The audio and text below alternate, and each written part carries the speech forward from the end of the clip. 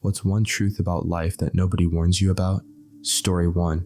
Adulthood isn't shaped by one big, life-altering choice.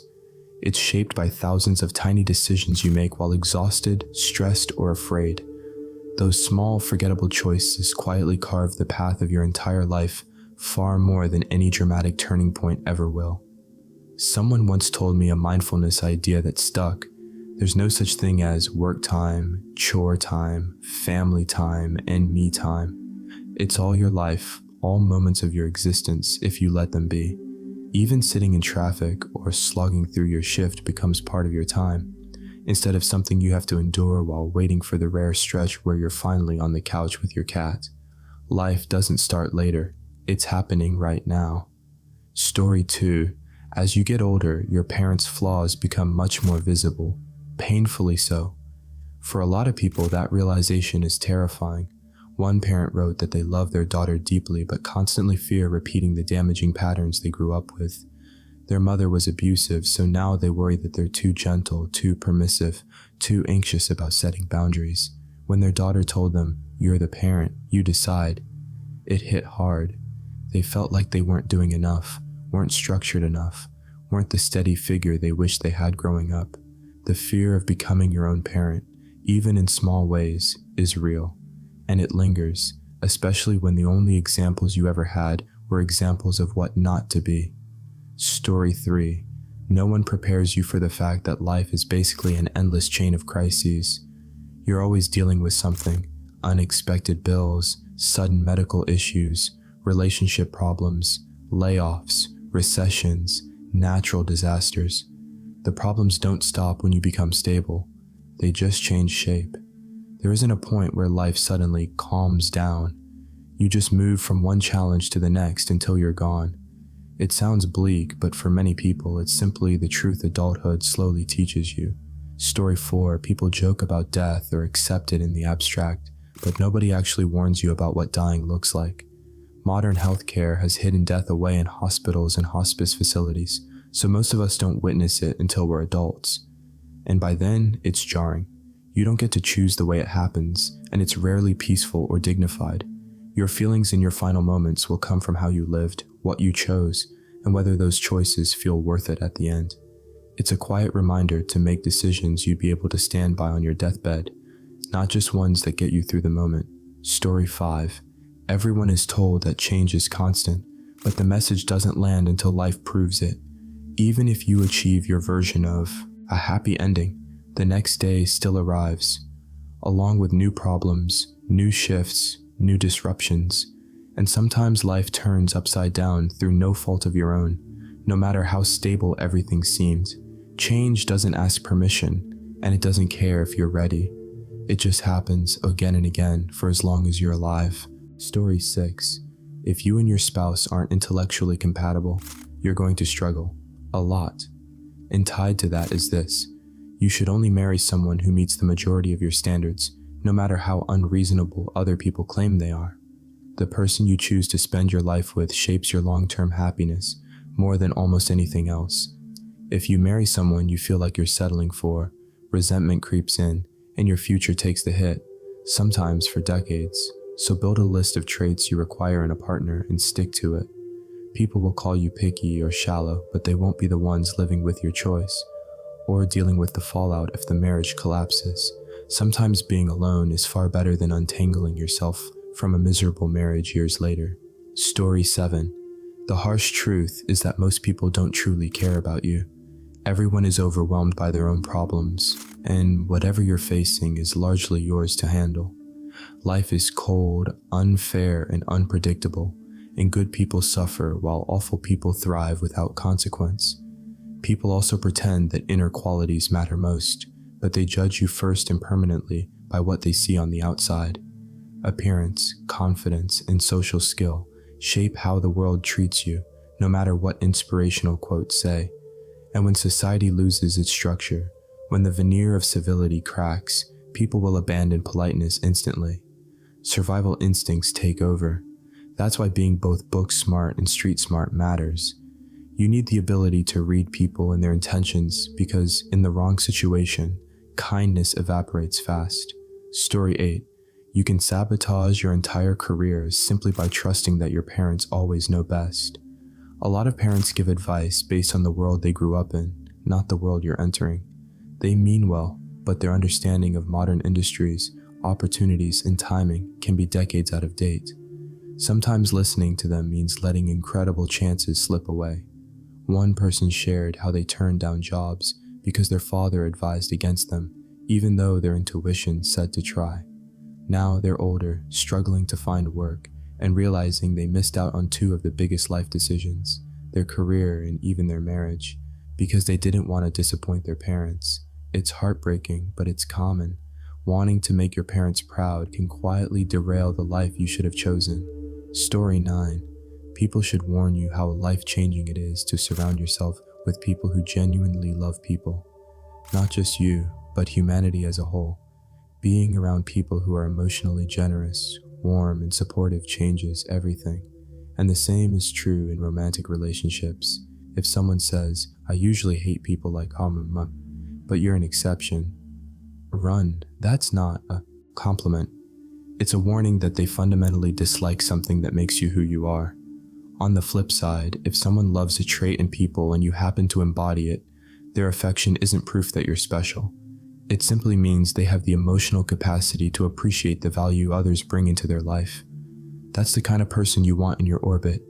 The company you keep determines how nourished, safe, and supported you feel. Story 10. Alcohol doesn't turn good people into monsters. It strips away the inhibitions that usually hide the monsters they already were. It doesn't magically create cruelty, violence, or indifference. Those qualities were always inside them. Sober, they suppress them because of consequences. Drunk, those guardrails disappear. So when people say things like, "Your parents aren't bad people, they're just bad drunks," don't believe it. Alcohol didn't create their behavior, it revealed it. Their true character is what surfaces when they no longer feel the need to hide. Story 11. Everyone you loved as a child is going to die. All of them. Some will go by your 20s, more by your 30s. By your 40s, all of your friends will be missing days of work because their close relatives are passing. By your 50s, it is highly likely that most of them will be gone.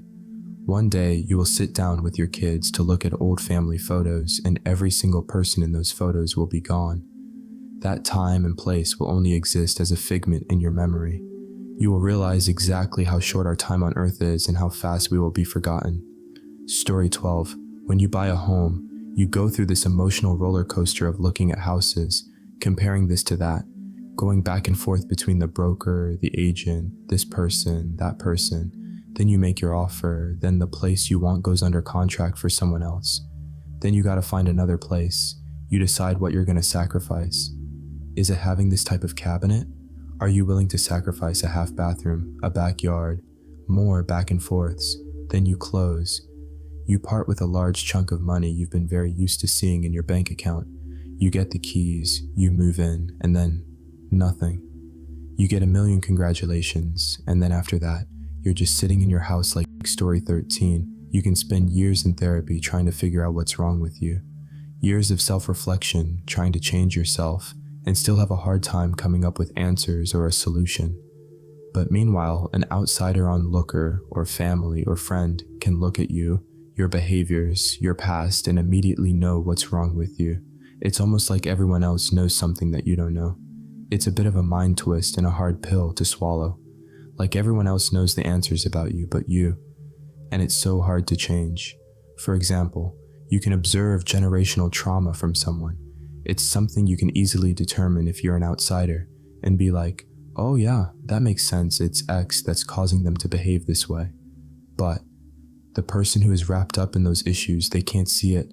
They have such a hard time changing who they are in life and coming up with a solution. So instead, they just keep on. And the outsider knows what's wrong but that person. If any of that makes sense. Or someone can look at me and say, "Oh yeah, that person for sure has autism." But meanwhile, it would take me years of therapy, waiting on testing, etc. to even figure that out. That's the case and how to actually navigate it. Then another point, dealing with any kind of trauma. It's up to the victim or individual that the trauma happened to in order to resolve it. Nobody else. It's just left up to them to deal with this utter crap that's been dumped on their lap. It's not fair and exceptionally crappy. Story 14. It was something I wasn't prepared for, but it's something I cherish now. People do not give a single thought about you. You think others are judging you for weird hair, something in your teeth, odd clothing choices, or whatever. They aren't. Personally, all I care about is that I don't bump into anyone, that I don't inconvenience anyone, and that I don't bother anyone with loud speaking or noises. If anyone claims to pay attention or care, it says more about them than anything could. Story 15. People are cold. You hear all the time that the world is cold, but you're never taught that the chill comes from many of the people in it, and plenty of times from people who are supposed to be caring like family or good friends. While there are kind-hearted and caring people everywhere, there's far more that would walk over your body as you have a heart attack in the middle of the sidewalk on a busy street. I'm not making that up, it literally happened to my father. Story 16. That we exist in a system that wants us to be devoid of love for self and others so that we are easier to divide and conquer, and that fighting against this is the only fight that really matters as a human being. It's terrifying because it's been incredibly effective. Living in survival mode makes it damn near impossible to love or connect with yourself or others. Humans need connection and community to feel safe. You'll never feel safe relying on people you don't love or who don't love you. You'll never have enough love for other people if you don't love yourself. It's hard to love yourself when you don't feel safe. On and on and on. The problem with this is the system is self-reinforcing. There's a lot of talk about how we've seemingly become less judgmental as a society than in the past, and to some extent that's true. But try saying that people should look out for each other, help a stranger, that the rich should be more altruistic and give to the poor, and you'll be seen as either entitled yourself, oh, the irony, or a naive idiot who doesn't know how the world operates because they haven't accepted the rules.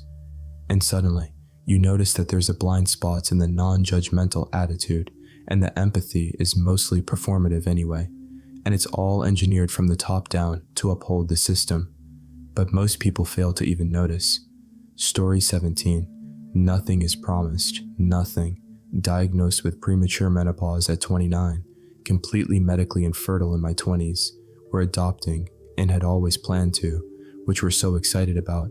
But I've met a lot of people in my situation whose life was destroyed, and they were grieving for me too. Nothing is promised. Story 18. There are very few true experts out there who have things figured out, be it in their job, daily life, etc. Most everyone is making it up as they go along. This was the most sobering for me. I thought adults had things figured out and under perfect control. Nope. Almost everyone I come across is pretty clueless, including myself. That was especially true once I had kids. Like, how am I supposed to raise this little human and teach them everything they need to know when I don't know crap myself? Crazy. Story 19. Luck and meeting the right people plays a larger part in your success within your career than anyone would ever care to admit. Obviously, having a strong work ethic, skill set, knowledge, youthful drive, and vigor, all very important, but there are a lot of other variables that are often conveniently ignored. Working for the right employer that offers and encourages upward mobility, positioning you to make the necessary moves to further your career. Working for the wrong employer can mean you don't get those opportunities, and some can even nefariously keep you where you're at because they think you're better suited for a role, when in reality it's someone directly above you that feels threatened by you. This is prevalent in a lot of companies and in times of economic hardship, where companies put a hiring freeze and those within the company are clinging to life just to stay where they're at. If you don't come from means, you'll have an even more difficult time finding that in with the right people who can put you on a trajectory to a career that's rewarding financially. In short, no one just works hard their way to wealth. If it was that easy, everyone would do it. The reality is, people are, well, people. And there are a lot of bad people out there that will also exploit those that just work hard but don't have the means to just leave or play a stronger hand to get higher up. Story 20. There are two kinds of people, the ones who command and the ones who obey. The ones who command know what they're doing to keep power and will do anything to avoid falling to the ones who obey. This includes murder, torture, genocide, destroying life, among other things. The ones who obey will do anything to taste a little of power over the other obeyers, including murder, torture, genocide, destroying life, following blindly the ones who command, among other things. No revolution is bloodless and power can change hands, but the same kind of people remain seated in the thrones. Story 21.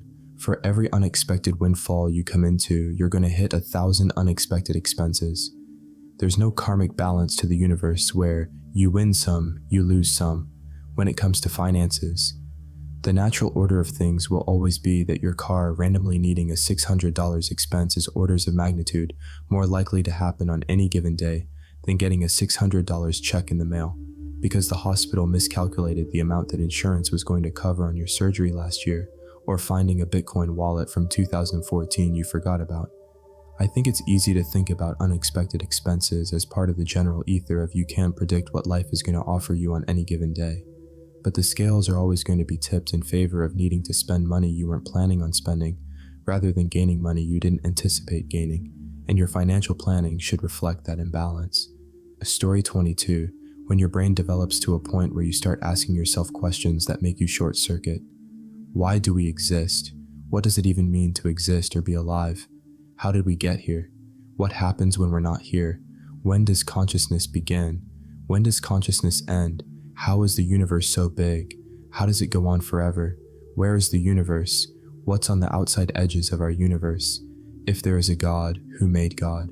Is there an infinite chain of gods, creating gods, creating gods, creating gods? I feel like an ant trying to learn calculus. Story 23. If you're not careful and put in the work to maintain relationships and generally work on yourself, you'll wake up one day and realize you're miserable, out of shape, and in poor health. Also, being indecisive can be detrimental, and I mean detrimental in the long run.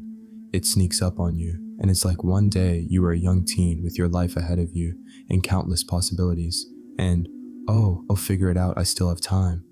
And the next, you're trapped in a dead-end career, or with no friends, or in a situation younger you would have been appalled at. Story 24. There's no destiny, fate of manifestation. The planets, stars, and the universe are not looking out for you. No deity or ancient ancestor has their hand on your shoulder. I know sometimes life seems like puzzle pieces falling into place, and people find comfort in the idea of a higher power. Eventually, we all learn the hard reality that life is about building something brick by brick, rebuilding when things fall apart, and coming to terms that we won't always be able to build it the way we wanted. Story 25. Some people are really just not nice. Like not a single part of them cares about other people. It blows my mind that they can live with themselves. I'm a real cynical and I have a hard time accepting that there are people out there who actually are nice with no strings attached. I meet a few of these people every so now and then, and my mind absolutely refuses to believe that they are genuinely nice people. Because of that, and other issues I've had with people in my life, I trust very, very few people. Story 26. The heart is more fickle than the songs would have you believe. You can promise forever today and mean it with all that you are, but in 5 months, a year, maybe more, everything has changed. It's hard when it's nobody's fault, just the two of you growing apart as you grow up. Then you don't have some huge, dramatic fight to blame the broken promises on. Just two good, decent people who used to love each other and then changed their minds. Or maybe just one person moved away while the other got left behind, and that's even more hurtful.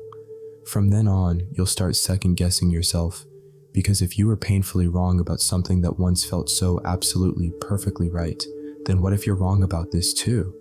You can no longer trust how you feel, but eventually, if you're lucky, maybe you'll learn that after the heart has done its job of falling in love, you'll need the will to stay there. Love isn't just about feelings. It's a day-to-day commitment to making it last.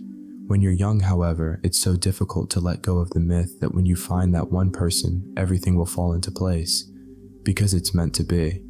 Well, there is no meant to be. You have to make it happen. What you need is to find a person who's worth the work of making it happen. Story 27. There's a lot of stuff I won't do. That cute girl I see every day at my college, won't meet her.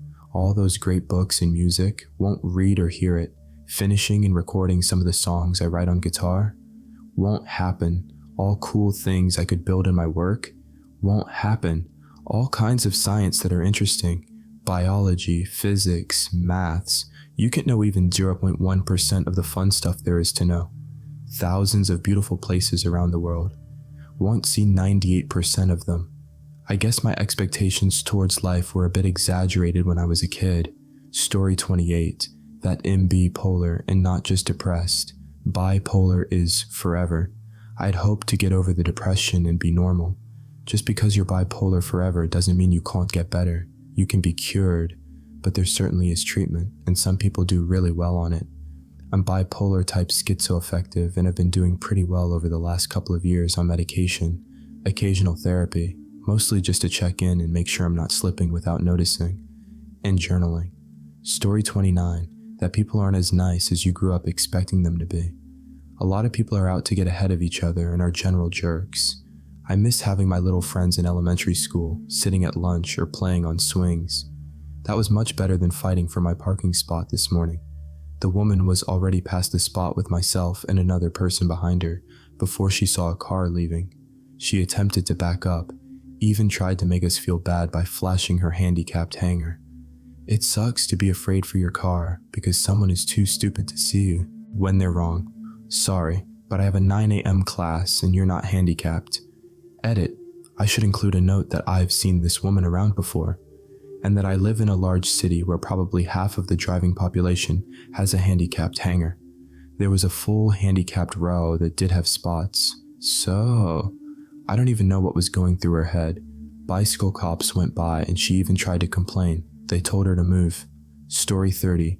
Since my species first crawled out of a misty jungle in Africa, we have sought to kill each other for profit, or out of fear of the unknown, or under the guise of safety, or for pure thrill or glory. And no matter what I do, the perpetuation of violence and hate still flows freely all around me. I may ask some to settle down, take some deep breaths. I may ask others to consider that maybe the targets of their rage are people no different from them. Yet the irrationality, coupled with the lies used to justify it, bounces around like a rubber ball. The truth I have a hard time accepting is that the concept of war will never go extinct in us. Story 31. I'm not as smart as I'd like to be. I'm extremely antisocial, partially because I think almost everyone either sucks or they just don't interest me. Physically, I'm pretty average. I probably won't ever finish college because I'm content making a decent salary in the contracts field, working for the govs and being lazy. My laziness is debilitating in many ways. I'm actually pretty selfish, contrary to what I used to think. Praying doesn't work. My parents are getting older and won't be around forever, yet I can find the time to see them more than once a month when they live 2 miles from me. I may end up never leaving the small town I grew up in, and Diablo 3 may never come out. Story 32. I think a truth that was hard to accept to begin with, which nearly made me depressed until I realized that, in fact, was the best possible way for me to look on life, is that there is no actual meaning to life. I've said this to people before, and they comment saying, "So you mean you don't think your life has any meaning?" Which is not what I'm saying, but I believe it in a way that it means everything is therefore open to me. There is no real purpose to what I have to do, so if I just get on with it and am happy and content with what I'm doing, then I can accept that. Constantly thinking there is a higher purpose to life means you will never live in the moment, and therefore belittle any achievement you make. I think that seeing a few deaths in my family lead me to this moment of clarity that, on your deathbed, what was the meaning? You can never know or understand, so why bother wasting time on it? It was incredibly hard to accept this truth, but now I feel that I'm a more open, honest person and just get on with it. Story 33. We are the result of selfish, self-replicating molecular processes, genes, and our brains store selfish replicators, memes, religion, culture, etc. There is no such thing as free will. Our entire behavior and conscious existence is causally shaped by physical atomic processes, and my entire conscious existence, my hopes, dreams, loves, thoughts, worries, and imaginings happened physically within my brain and are discretized over both space and time. I am a pure observer in the universe. Any choice I make or desire I have or action I perform is the result of cognitive processes which my brain performs due to it being a collection of complex functional adaptations. Any interpretation of others' motivations is happening within my brain. Everything is happening within my brain. I live in a matrix with my cortico-thalamocortical loop filling in patterns that do not exist in reality. Only 20% of neuronal connections from sensory inputs go on to the primary sensory cortex. The other 80% are connections from upstream that use information in the brain for pattern completion. Humans face multiple existential risks, and the belief that we will persist in the coming century, let alone much further, is a cognitive bias. Furthermore, there is no identity. Qualia exist unto themselves and then vanish. The notion of a coherent self spanning time is a cognitive illusion that is implemented through cognitive processes which originated from evolutionary adaptations. All teleological reasoning is invalid in reality. Causally, I am going to die from stray molecular damage. Nature does not love us, nor does it hate us, it simply does not care. I will never speak fluent Japanese. Story 34. That I can't think of a new color. It's not that bad. Try closing your eyes in a dark room and looking at the swirling shapes inside your eyelids. You'll notice that they can have entirely different textures and distinct shapes, while all being black. I think a new color would be something like that. You can tell it's different visually, but the quality is indescribable. Part of the problem here is that the visual spectrum as we know it and think of it is self-defining. It's hard to think of darker than black or lighter than white or anything in between without using these predefined terms. So try to think of colors that don't conform to what you think a color should be. Expand color from a linear 2D spectrum to a 3D space that contains that spectrum. It's like, how can we describe a tesseract if we think in 3 dimensions? Use your logical brain instead of your intuitive sense of shape. Now apply that to color. I know that all sounds like hippie bullcrap, but just try the eyes closed shape watching. Maybe you'll get it. Story 35, that there are 7 billion other people on this planet, all thinking and doing their own thing, always blew my mind and still does as I drive a highway and see so many lights, cars, going their ways. Where are they all going? On another tangent, can you imagine us all being able to transport like the Jetsons? Would that even be possible? I would hate to be the air traffic controllers.